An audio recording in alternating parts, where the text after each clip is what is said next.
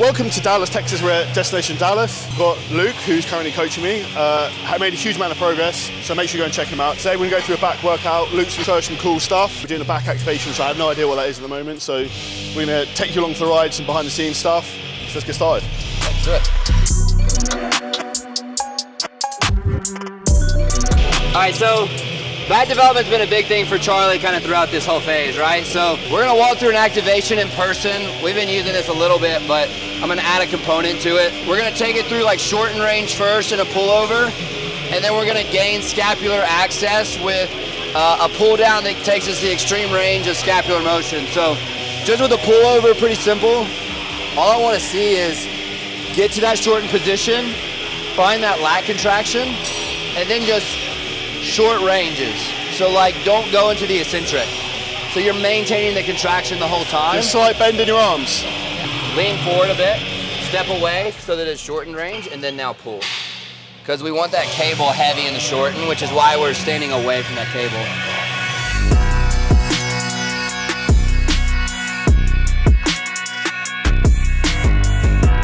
So the second one's gonna be based around scapular access. So what we want is to get our scapula into an elevated protracted position and then a fully retracted depressed position. So we're gonna allow for this overhand position on the rope, really elevate into extreme stretch range, and then as we pull, we're gonna rotate into the underhand and really drive a lower lat contraction. And then you're gonna do that for 5 or 6 reps.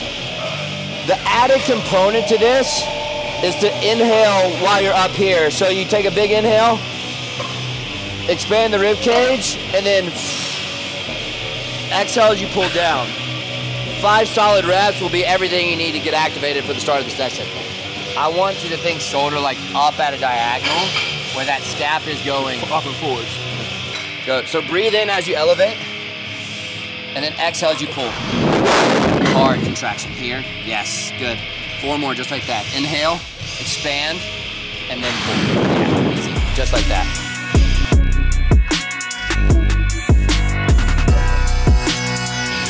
I feel a big difference left to right all the time, and my right always fires way more than my left. Yeah, I have the same. It's on my left though. So that'll be activation. We'll do the last 2 warm-ups on the Nautilus pull down and then get rolling. So I'll do warm-ups where I do both hands at a time. But typically for works, I like to do like right hand, left hand, so that fatigue doesn't carry over. It drops off.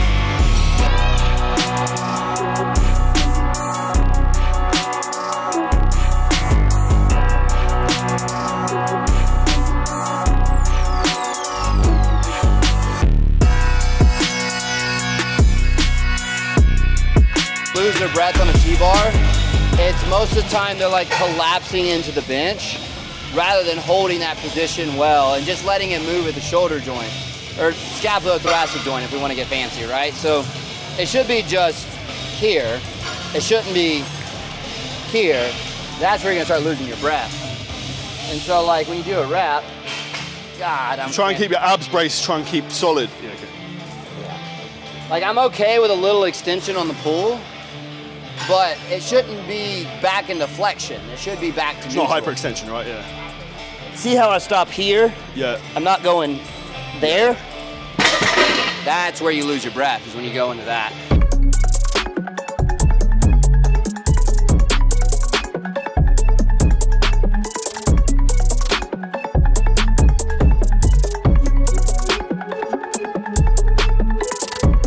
The first reps were good. Got 2. You just had like 3.5 that were kind of pulling off the back. Yeah. And honestly, just not getting all the way there. Like, I know it's an eccentric based movement, right? Like this is where the value is really, but you still want to get it all the way. Even if it means you break it into 2 parts, like you do your reps and then you do the retraction after, like a Kelso, you gotta spend time here or you're gonna have all this fucking Terry's Rudel and you're gonna have nothing. Mid-back.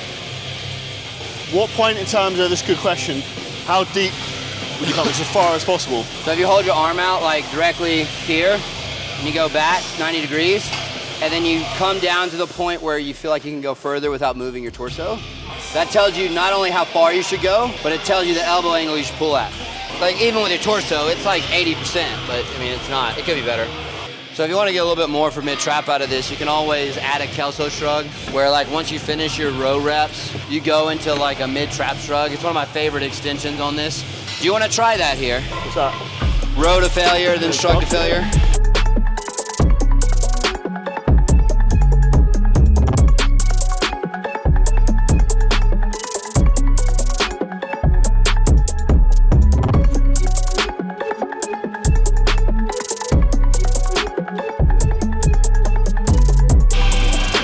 So this is literally one of my favourite back exercises. I know Luke doesn't like it, but this compared to like a dumbbell row that most people do, why I think this is far superior, just a constant load through it, and it stops you just like taking momentum through the full range because it's on a cable. So I'd always try and opt for this over a free weight.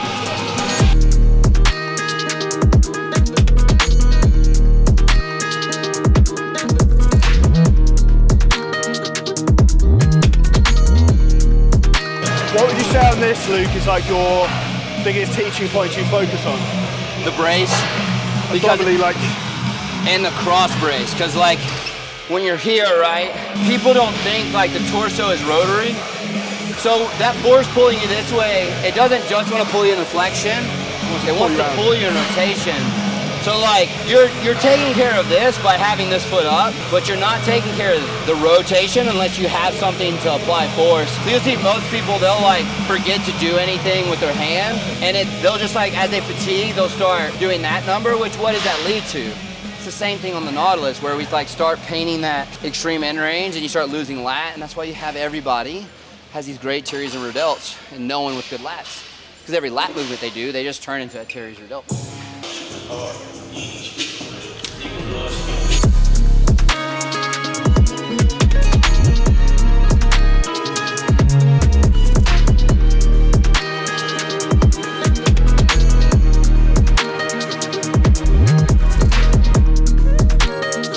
So this is the pattern where you paint the corner.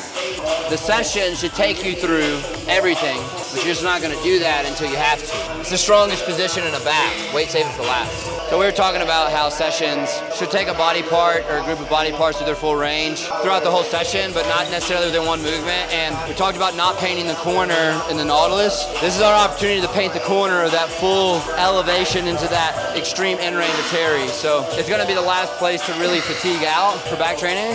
So save it for the last movement of the day and really value that end range, get there and own it.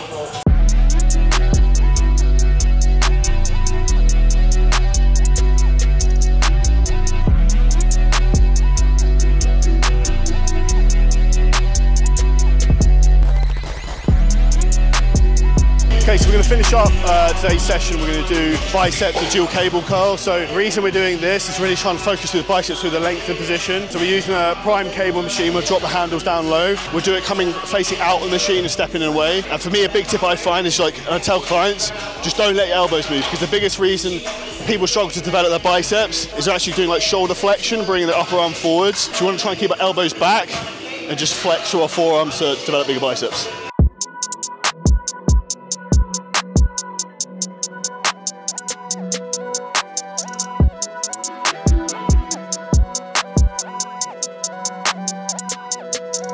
So my personal preference to develop arms, I've always struggled with arm training, is actually going slightly higher rep.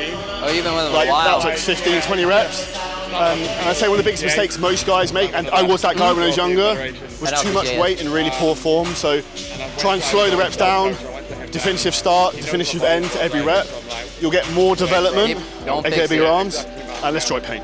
So that's a wrap. It was a really good session with Luke. Learned a ton of new stuff, which is one of the reasons why I love traveling, coming to new gyms, training with new people. What's the #1 tip you would give someone for back training if you had to give them one tip? Learn how to connect with your lats and train that pattern, because it's the most misunderstood pattern out there.